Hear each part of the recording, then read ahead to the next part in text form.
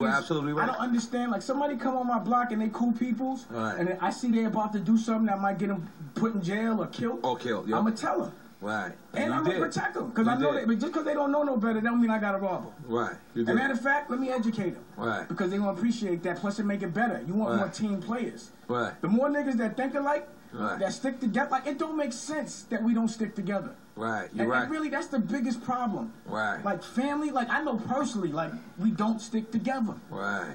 That's the problem with niggas. Right. They don't stick, like, they would rather, everybody always want to prove they could do it on their own. Damn. You know why? Because that's the dude that gets all the girls. Right. That's it.